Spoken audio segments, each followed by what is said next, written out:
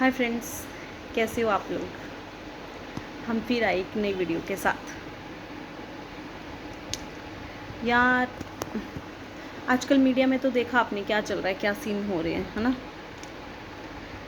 बेटे को लेके अभी यार ये ना सारे लोग दोष लगा देते हैं एक सास पे। हमारी सास ऐसी है, हमारी सास ऐसी है, हमें जीने नहीं देती है, हमें घूमने नहीं देती है। अब ये जो हो रहे हैं, कौन अपनी बहू को अपने बेटे के साथ भेजेगा कि जाओ तुम घुमाओ। किसी को किसी पे अब क्या विश्वास रहेगा इन चीज़ों के बाद, कि पता नहीं हमारा बेटा वापस आएगा कि नहीं आएगा। किसी को क्या पता। यार पता क्या, अब भी अगर कोई एक बहू घर पे आती है, ठीक है, बहुएं पीछे से सोच के नहीं आती हम लड़ेंगे। अगर वो कहीं घर पे आती है, उसको कोई चीज़ नहीं अच्छी लगती है, अगर सास को कोई चीज़ अच्छी नहीं लगती है तो बोल देती है कि मुझे नहीं अच्छी लगी। और लड़की का एक ही जवाब होता है, मुझे अलग होना है, घर अलग देखो, मुझे नहीं रहना इन लोगों के साथ, मुझे अलग घर में रहना है। ठीक है, लड़का अलग ले लेता है।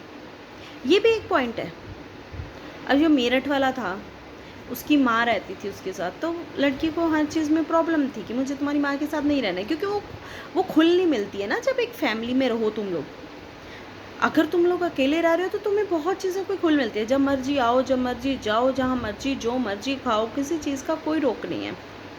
बल्कि हम लोग भी एक फैमिली के बीच में रह रहे हैं, हमें भी किसी चीज़ का कोई रोक नहीं है।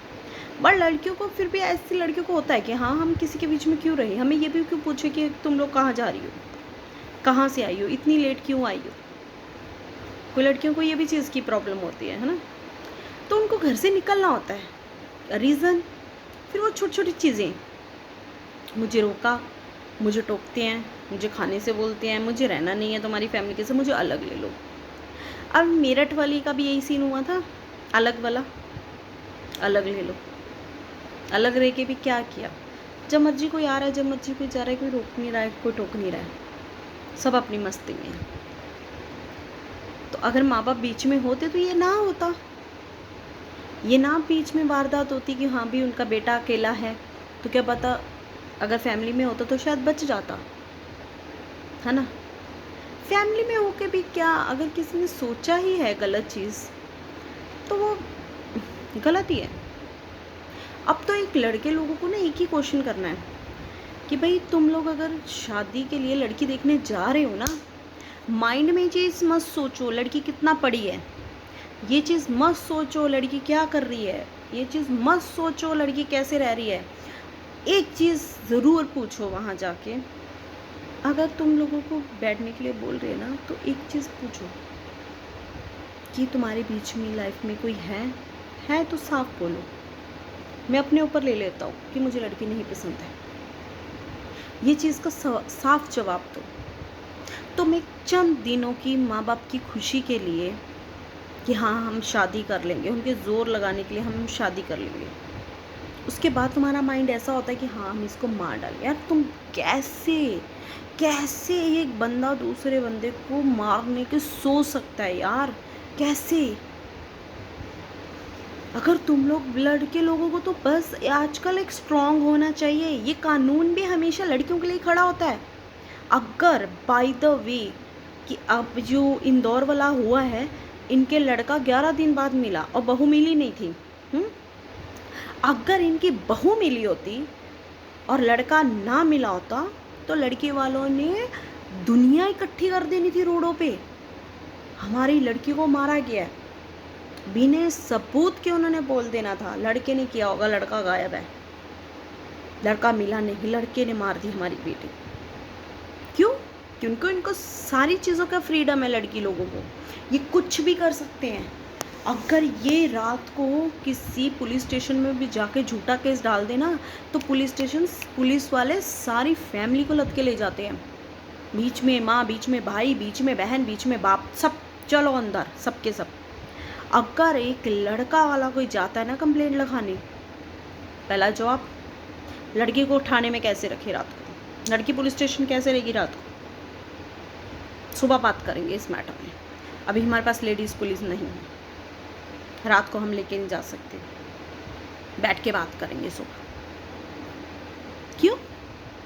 हर चीज़ का कानून लड़कों के लिए ही रखा हुआ है तुम लोगों ने, कि हाँ भी कोई गलत हुआ तो लड़के अंदर।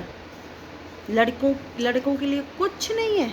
तो लड़के तभी तो सुसाइड कर रहे हैं, क्योंकि इनको पता है ना इनकी पुलिस में पूछी जाएगी, ना इनकी कोर्ट में पूछी जाएगी। लड़की ने जहाँ बहाए दो आंसू, चलो सारी पब्लिक, सारी मीडिया, सारी दुनिया उनकी तरफ। लड़की बहुत दुखी है, लड़की बहुत दुखी है।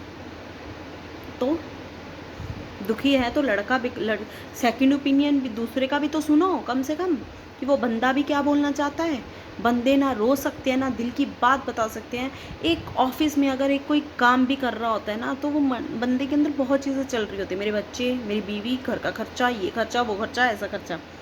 और तीसरी एक चीज़ ज़रूर चल रही होती है, घर जाते बीवी का क्लेश, घर जाके किसी न किसी चीज़ पे लड़ाई। अभी सैटरडे संडे भी हस्बैंड लोग ऑफिस में रहना चाहते हैं। क्यों? क्योंकि घर में बीवियाँ जीने नहीं देती हैं। हस्बैंड लोग बोलते हैं हमें सैटरडे संडे भी जॉब मिल जाए तो हम कर लेंगे। क्यों? क्योंकि वो घर में नहीं रहना चाहते, घर का माहौल ऐसा लेडीज रखती हैं। क्योंकि उनको पता है हम रो नहीं सकते, हम किसी के आगे बोल नहीं सकते, चुप रहते हैं, अंदर दबाई रखते हैं। लड़कियां कभी भी किसी पे तरस मत खाओ, मत बोलो, अपना एटीट्यूड रखो अलग से। अगर उनको तुम्हारे माँ बाप से प्रॉब्लम, साफ पूछो, नहीं रहेंगे हम अलग, बीच में रहेंगे। अब अभी तो कोई माँ बाप अपने बेटे को अलग भेजेगा भी नहीं।